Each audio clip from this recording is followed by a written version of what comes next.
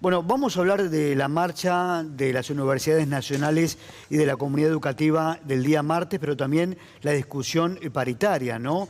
¿Les van a aumentar el salario atrasado a los profesores universitarios? Es la pregunta que nos vamos a hacer. Estamos con Antonio Roseló, docente de macroeconomía, miembro de la Mesa Ejecutiva Nacional de Conadu Histórica. Antonio, gracias por venir. Gracias a vos. Vos formás parte de la mesa de discusión paritaria, ¿no? Yo soy paritario nacional, sí. Bueno, ¿y cómo está la situación? Contanos. Bueno, mira, por un lado se demuestra algo muy importante, que fue la movilización más grande de que asumió Milei. Esto hay que destacarlo día a día hasta que alguna nos supere, que es lo que queremos, ¿no? Para poder torcer el brazo del gobierno y cambiar las políticas económicas y sociales que lleva adelante y el intento de cambio de régimen político, social y económico. Esa marcha no se construyó de un día para el otro, llevó 2 meses de trabajo. Nuestro sindicato lleva 5 días de paro, lleva clases públicas, movilizaciones, asambleas estudiantiles, asambleas docentes, asambleas no docentes, asambleas interclaustro, que se generaron en todas las universidades del país. Un hecho que no se destaca mucho en la prensa es que hubo movilizaciones en ciudades donde no hay centros universitarios en defensa de la educación.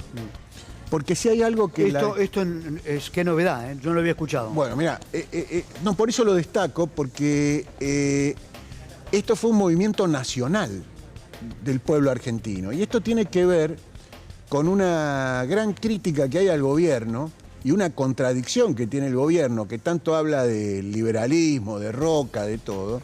Y es que la Argentina, parte de su ser nacional, para llamarlo de alguna manera, se surgió con la ley 1420 de 1884, que la hizo el genocida de Roca.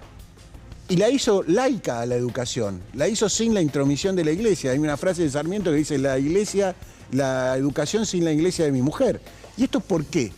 Porque lo que se necesitaba es forjar una nación y esto prendió rápidamente en el pueblo y la educación era obligatoria y gratuita hasta los 14 años, hace 140 años. Fíjate vos esa conquista que había tenido el pueblo argentino. En 1918 se hizo la reforma, sí, que fue un faro para toda América Latina.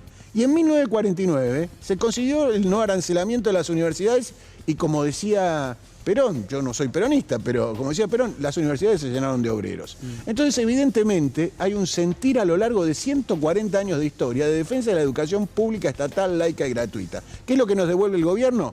El voucher para las escuelas privadas. Antonio, algunos analistas hablan del martes que apareció un sujeto nuevo y que le quitó centralidad al presidente. Desde hace 4 meses hablamos, bueno, del DNU, el presidente con su ley bases, no con este ajuste brutal. Y el martes, esa marea de gentes colocó al margen a los libertarios, ¿no? Lo colocó hacia un costado. Primero los colocó en retroceso, en chancletas. ¿Por qué? ¿Por qué? Porque ahora ellos mismos dicen que tienen que llamar a un diálogo sobre este tema. Son ellos mismos los que van a citar a los rectores, todavía no a los trabajadores. Esperemos que los rectores mantengan el acuerdo con los trabajadores, porque nosotros en 4 meses perdimos más de 50 puntos de nuestro salario, la caída salarial más grande de la docencia universitaria, incluido Martínez de Oz, en ese periodo de 4 meses. Ni en la hiperinflación de Alfonsín, ni en la hiperinflación de Herman González. En ningún momento perdimos esa cantidad de salario en tan poco tiempo. Y nosotros vamos por la recuperación. O sea, nosotros tenemos nuestra reivindicación sectorial también. Y tiene mucho que ver lo que vos decís del DNU se apartó, la ley ómnibus se apartó. Nosotros creemos totalmente lo contrario. Porque nosotros nos movilizamos, parte de nuestra movilización es contra el DNU y la ley ómnibus, porque declara la esencialidad de la educación. ¿Qué significa? Recortar el derecho de huelga de la propia manifestación, no solo con el protocolo de Bullrich, que bueno, frente a una marea de más de 450.000 a 800.000 en la ciudad de Buenos Aires, no puede hacer nada ningún cuerpo represivo. Le recomendamos a la ministra que mande a la frontera donde están los narcotraficantes. Y nosotros mañana estamos llamando, desde nuestro sindicato de la Universidad de Buenos Aires, a una movilización a las 13 contra la ley ómnibus. Y lamentamos profundamente que las centrales obreras mañana no declaren el paro y la movilización, porque mañana hay un ataque profundo a las leyes laborales. Hay un cambio de régimen del sistema laboral argentino creado a lo largo de décadas de conquista del movimiento obrero y que vienen por los convenios colectivos de trabajo, vienen por las indemnizaciones, vienen por mayor precarización laboral, crean la figura del colaborador. Bueno, se amplía, Antonio, el periodo de prueba.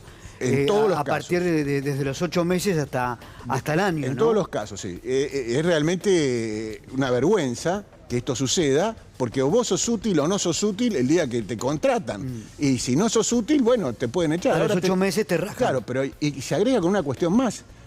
Se agrava la discusión, la penalización de indemnizatoria por causas de discriminación. Pero si vos pensás distinto que el patrón, si vos organizás un sindicato, podés ser echado y no repuesto en tu puesto de trabajo. Si vos sos un LGTBI y no le gusta tu comportamiento al patrón o a alguno de la fábrica, te pueden echar y no sos reinstalado en tu puesto de trabajo. Se ponen leyes de discriminación adentro del movimiento obrero. Bueno, Esto es estamos ante, yo inaceptable. lo decía más temprano, estamos ante un presidente que anula el pensamiento crítico. Pero lo hoy anula en Argentina. Bueno, fíjate vos, el ataque, la respuesta, parte de la respuesta que hubo el martes y la que tiene que haber mañana y el día del tratamiento de la ley de ómnibus, es que a nosotros nos dice adoctrinadores a los docentes, que este país está adoctrinado.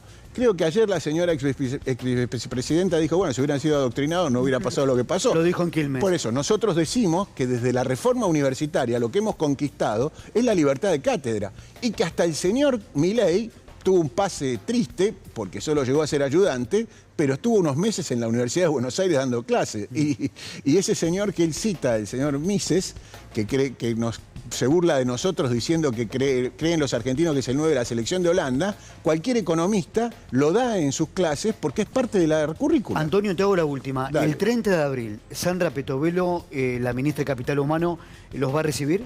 Va a recibir solo a los rectores, no a los trabajadores, y nosotros le decimos a los rectores que los estudiantes están cobrando becas Progresar de 20.000 pesos, que el 70% de la juventud es pobre y que el 50% de los que va a la universidad trabaja, y trabaja en negro más de la mitad de ese 50%. Si no se va a defender eso, no tiene ningún sentido. Porque sin estudiantes no hay universidad. Sin docentes, los docentes ganamos, lo creas o no, el básico del cargo de testigo es de 228.000 pesos. Y no hay paritarias, se anularon las paritarias, los aumentos son por decreto, para llamarlo de alguna manera.